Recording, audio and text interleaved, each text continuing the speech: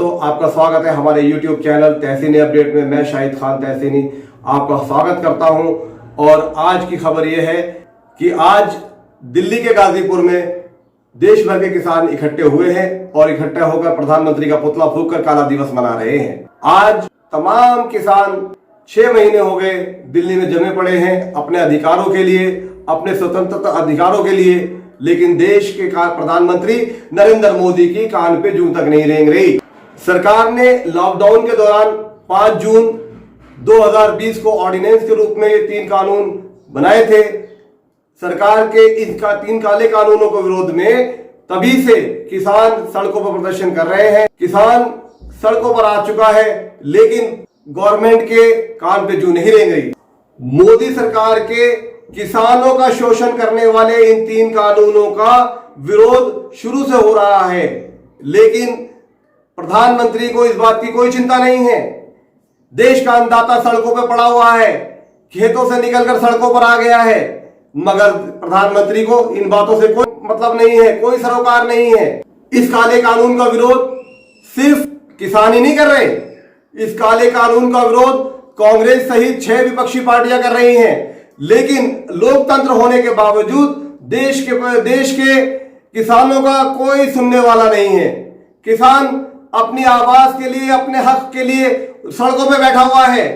किसान परेशान हाल है, लेकिन देश के प्रधानमंत्री को किसी बात की चिंता नहीं है। वो अपने राजनीतिक करियर को उठाने के लिए, बचाने के लिए प्रयासरत हैं, मगर देश को कैसे चलाना है, देश के लोगों को कैसे आगे लाना है, उनका विकास कैसे करना है, उनकी परेशानियों का, समस्याओं का हल कैसे करना है, ये माननीय प्रधानमंत्री जी को बिल्कुल फिक्र नहीं है। आज देश के किसान की वो हालत हो चुकी है, एक देश के किसान की नहीं, एक आम आदमी की वो हालत हो चुकी है कि वो अपने रोटियों से परेशान है, कारोबार से परेशान है। ये है बीजेपी सरकार का विकास, ये है बीजेपी सरकार की देन।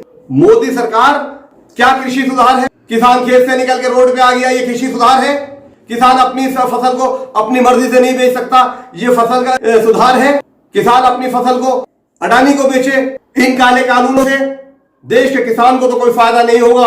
हाँ, लेकिन अडानी सहित कॉर्पोरेट जगत को जो फायदा होने वाला है, बीजेपी को जो फायदा होने वाला है, वो सबको नजर आ रहा है।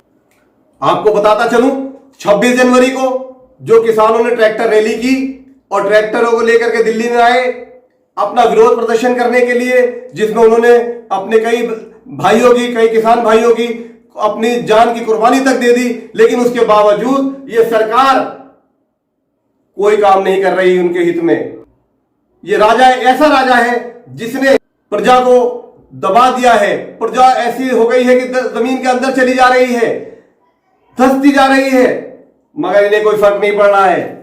ये तो कॉर्पोरेट को, ये तो अंबानी अडानी को कामयाब करके मोटा से मोटा करना चाहते हैं। अरे ऐसे लोग जो पहले से अमीर हैं, वो अमीर के अमीर बने जा रहे हैं, और जो गरीब है वो बेचारा जमीन की परतों में, नीचे गहराइयों में धंसता चला जा रहा है।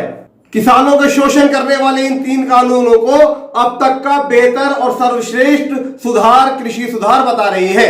देश के अंदर प्रजातंत्र होने के बावजूद तानाशाही चल रही है।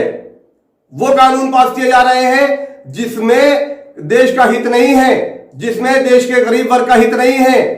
सिर्फ और सिर्फ अमीर और मालदार लोग, कॉर्पोरेट जगत को फायदा हो रहा है।